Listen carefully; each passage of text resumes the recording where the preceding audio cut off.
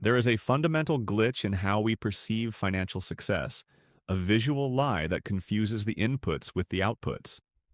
We are conditioned to look at a high salary, a luxury SUV, or a prime downtown address and instinctively label the owner as wealthy. Picture a professional making $250,000 a year. To the outside observer and perhaps to themselves, they have made it.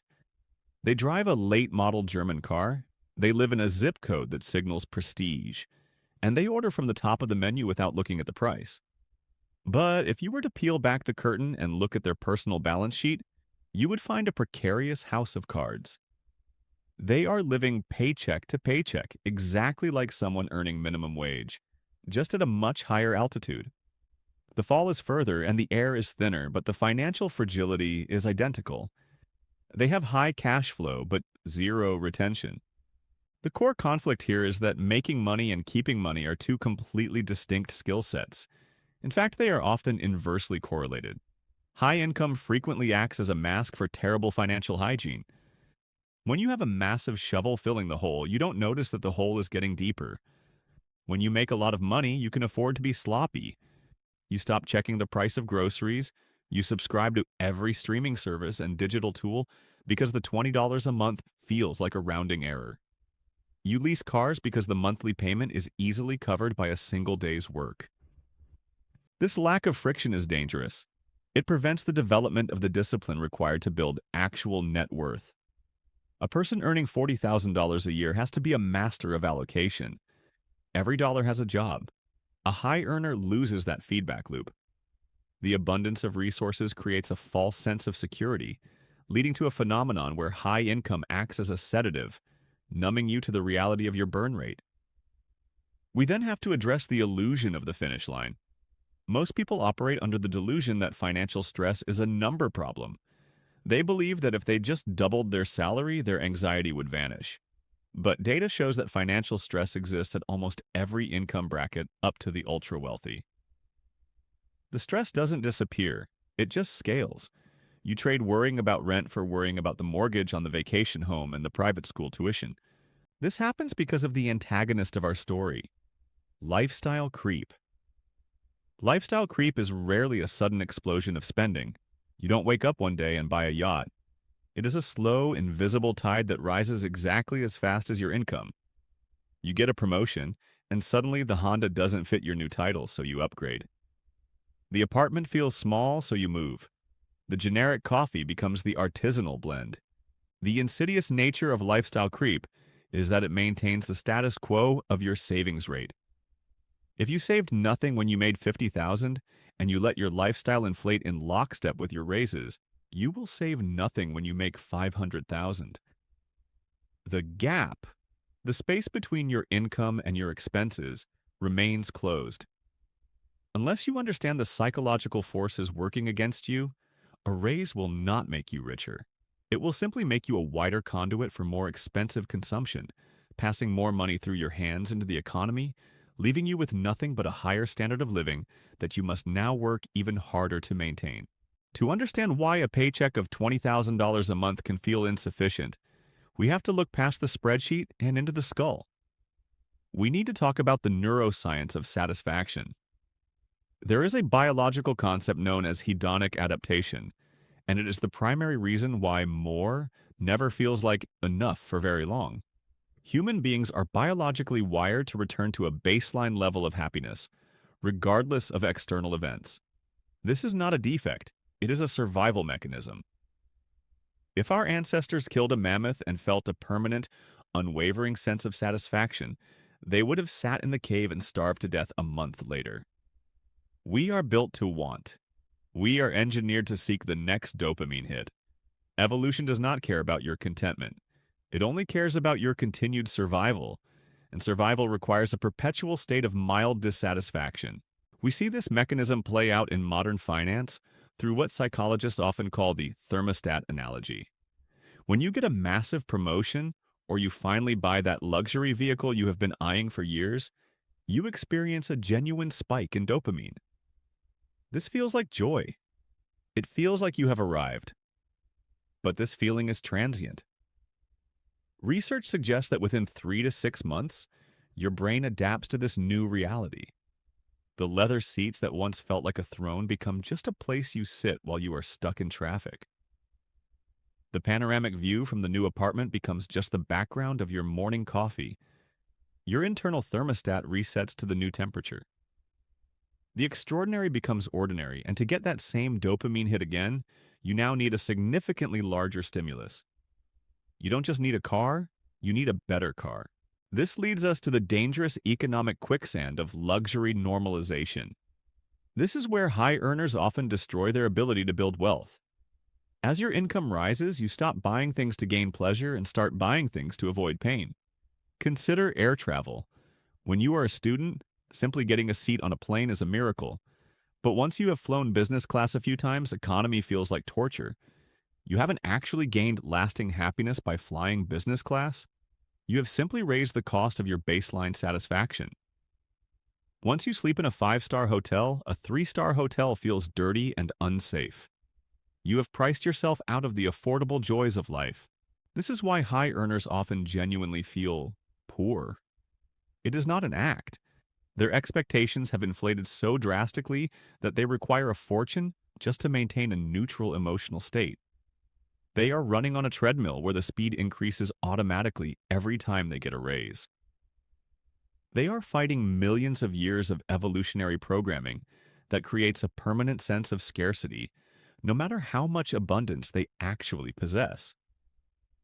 The brain effectively deletes the progress you have made, resetting your reference point to your current reality, leaving you with the exact same hunger you had when you were earning a fraction of your current income. You are not greedy. You are just biologically incapable of remaining satisfied with yesterday's victory. Now that we have mapped the internal biology of satisfaction, we must examine the external behavior that drains bank accounts. We turn to the 18th century and the French philosopher Denis Diderot to explain a phenomenon that destroys modern wealth. This is known as the Diderot effect. The story goes that Diderot lived a humble life until he received a beautiful scarlet robe as a gift. The robe was elegant, regal, and impeccably made. But when he wore it in his study, he noticed a problem. The robe was so magnificent that his old scuffed writing desk looked ragged in comparison. The contrast was unbearable, so Diderot replaced the desk. But with the new desk, his wall hangings looked cheap and faded, so he replaced those with expensive prints. Then his chair looked out of place, so he bought a leather one. This continued until his entire study was refurbished. He ended up in debt, all because of one innocent upgrade that triggered a chain reaction. He famously wrote, "I was absolute master of my old dressing gown, but I have become a slave to my new one." We see this exact pattern play out today, particularly with high earners. It usually starts with a big purchase, often a new house. You move into a larger home to reflect your success. But your old furniture, which fit perfectly in the apartment, looks tiny and cheap in the new living room. The scale is wrong, so you buy a new, larger sectional. But now your 50-inch television looks like a postage stamp on the wall across from the massive sofa. You buy the 85-inch screen. Now, the TV is high-end, but your sound system is from a box store, and the dissonance bothers you. You upgrade the audio. We have to understand that consumption is rarely an isolated event. It is a cohesive system. Your possessions communicate with one another. They form an ecosystem of quality. This is why the idea of just one treat is so dangerous for high earners. A luxury purchase is an intruder. It disrupts the equilibrium of your life and demands that everything else upgrade to match it. You cannot simply buy a luxury watch. You eventually need the wardrobe that matches the watch, and the events that justify the wardrobe. This effect is amplified by social circles. High earners do not live in a vacuum. They tend to cluster together. You work with, live near, and socialize with people in your tax bracket. This creates a distortion field. When your entire peer group normalizes private school tuition, annual ski trips to Aspen, and $100 bottles of wine on a Tuesday, these things stop looking like luxuries. They start looking like requirements for social belonging. In this environment, frugality feels like social suicide. You aren't trying to show off. You are just trying to participate in the default lifestyle of your group. The Diderot effect, combined with this social pressure, creates a financial centrifuge. It spins money out of your account as fast as it enters, not because you are wasteful, but because you have constructed a life where every single element requires premium maintenance. You are not buying things. You are feeding a system that has an insatiable appetite for your liquidity. We must now transition from the realm of psychology to the hard laws of economics. There is a principle that governs your bank account with the same absolute authority that gravity governs your physical body. It is called Parkinson's Law. In 1955, the historian Cyril Northcote Parkinson published an essay explaining a curious phenomenon in bureaucracy. Work expands to fill the time available for its completion. We have all experienced this. If you give a project manager 30 days to complete a report, it will take exactly 30 days. They will agonize over font choices, hold unnecessary meetings, and double-check data until the very last minute. However, if you give that same manager 3 days to finish the exact same task, they will strip away the non-essentials, focus on the core objective, and deliver the report on time. The complexity of the task adjusted itself to the resources available. In personal finance, the corollary to this law is devastatingly simple. Expenses expand to meet income available for consumption. This is the mechanic of resource abundance. When you look at your checking account and see a surplus, your brain does not register that money as savings or future wealth. It registers it as available inventory. Unconsciously, you begin to find problems that this money can solve. You don't necessarily feel like you are wasting it. You aren't lighting cigars with $100 bills. Instead, you are simply absorbing the liquidity. You order the appetizers because the money is there. You upgrade the flight because the money is there. You buy the gadget to save time because the money is there. The tragedy of the high earner is the belief that willpower is a valid financial strategy. You convince yourself that you are disciplined enough to leave money sitting in your checking account without touching it. You tell yourself, I will just be careful this month. But this is a fool's errand. Relying on willpower to fight Parkinson's law is like trying to hold your breath underwater. You can do it for a short time, but eventually the physics of the situation will win. As long as the money is accessible, it is vulnerable. This explains why the most common saving strategy fails 99% of the time. Most people operate on the equation, income minus expenses equals savings. They pay their bills, buy their groceries, enjoy their weekends, and then promise to save whatever is left over at the end of the month. But for high earners, there is never anything left over at the end of the month. Not because they don't earn enough, but because their lifestyle naturally, fluidly, and invisible expanded to consume exactly 100% of the supply. This expansion is like a gas filling a container. If you get a $10,000 raise and you leave that money in your primary spending account, your needs will simply inflate to occupy that new space. You won't feel richer. You won't feel like you have more margin. You will simply have more expensive habits that feel just as necessary as your old, cheaper habits did. The law dictates that as long as the resource is available for consumption, it will be consumed. You cannot out-earn this law any more than you can out-jump gravity. The only way to win is to change the physics of the container itself. We have established that you cannot out-earn your spending habits, and you cannot rely on willpower to save you. If you fight human nature, you will lose. The only solution is to stop fighting and start engineering. We need to implement a strategy known as artificial scarcity. This means creating a financial environment where you feel broke in your day-to-day checking account, while your net worth compounds silently in the background. This requires a fundamental inversion of the standard financial equation. Most people, including high earners, operate on the formula. Income minus expenses equals savings. They pay the landlord, the car dealership, the restaurants, and the subscription services first.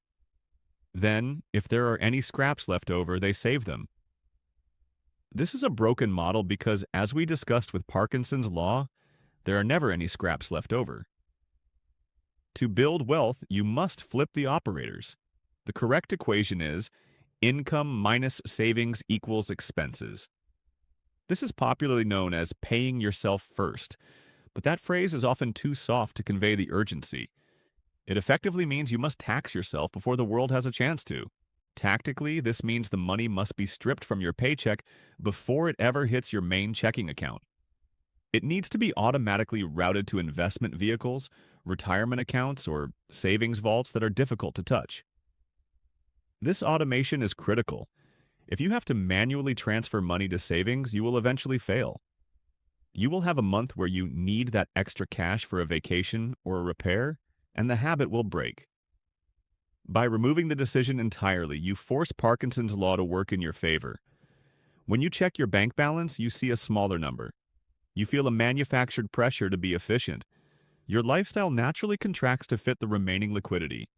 You are not depriving yourself. You are simply removing the option to be wasteful.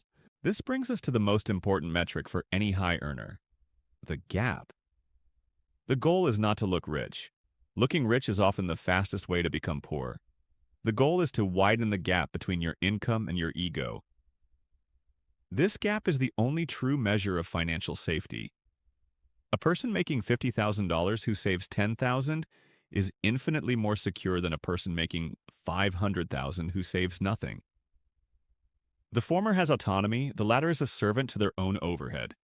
We must conclude with the philosophy of defining enough. You must set a hard cap on your lifestyle before your next raise arrives. If you do not explicitly define what enough looks like, you will run the hedonic treadmill until the day you die. There will always be a faster car. There will always be a bigger house in a better neighborhood. There will always be a more exclusive club. The market is designed to invent new tiers of luxury to consume your new tiers of income. If you do not draw a line in the sand, the market will draw it for you, and it will always draw it just beyond your reach. The most powerful financial move you can make is not getting a massive raise. It is getting a massive raise and pretending it never happened. It is keeping your lifestyle fixed in 2020 while your income grows into 2030. True wealth is not the ability to buy the entire world. True wealth is the ability to wake up in the morning, look at the treadmill that everyone else is running on, and realize that you have the power to step off.